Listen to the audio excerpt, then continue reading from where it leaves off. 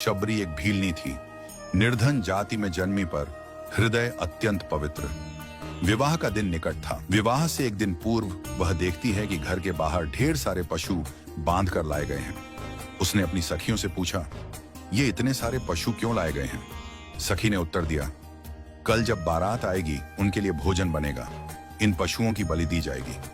शबरी का कोमल मन इस बात को सुनकर विचलित हो गया। रात के अंधेरे में वह चुपचाप उठती है और सभी पशुओं को मुक्त कर देती है। पशु भागते हैं, लेकिन जाते जाते सभी पशु शबरी मियां को मानो अश्रुपूरित आशीर्वाद देते हैं। शबरी घर छोड़ देती है। उसे अब सांसारिक बंधन नहीं चाहिए। वह चल पड़ती है ज्ञान और भक्ति की खोज में और पहुंची महान तपस्वी मतंग आर्षि के आश्रम। वहां उसने गुरु की सेवा की, आश्रम की सफाई, वन से कंद मूल लाना, साधकों की सेवा, सब कार्य करते करते उसका मन एकदम निर्मल हो गया। मतंग ऋषि उसकी सेवा भावना से प्रसन्न हो गए।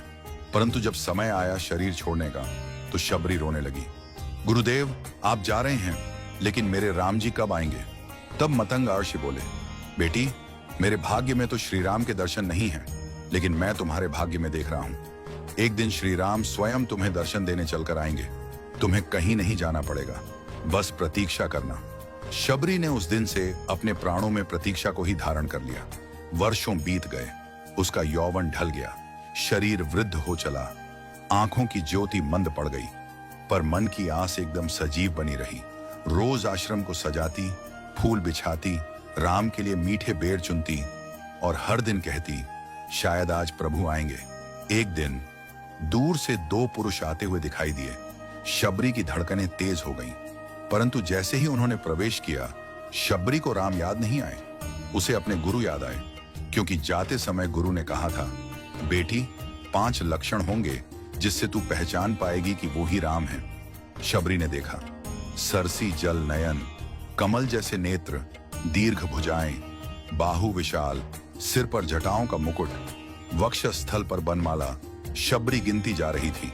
4 लक्षण मिल गए थे। फिर बोली, एक अभी बाकी है। राम मुस्कुराकर बोले, क्या ढूंढ रही हो मैया? शबरी बोली, गुरुजी ने कहा था 5 लक्षण होंगे और 5वां लक्षण यह है कि वे अकेले नहीं आएंगे, उनके साथ एक श्याम वर्ण का और एक गौर वर्ण का भाई होगा। अब शबरी श्री राम और लक्ष्मण को ध्यान से देखती है। एक श्याम वर्ण, एक गौर वर्ण, दोनों भाई हैं। शबरी की आंखों से अश्रुधारा बह निकली। वह चरणों में गिर पड़ी। प्रभु, आप आ गए, मेरे जीवन का ध्येय पूर्ण हो गया। शबरी ने वह मीठे बेर श्री राम को अर्पण किए जो वह रोज चुनकर रखती थी। पहले खुद चखती, फिर जो मीठे लगते वही प्रभु के लिए रखती। प्रभु ने प्रेम पूर्वक उन बेरों को स्वीकार किया। यह कथा आज भी हमें सिखाती है, यदि मन में सच्चा प्रेम और धैर्य हो तो ईश्वर स्वयं आपके द्वार तक चले आते हैं। जय श्री राम, जय शबरी मियां।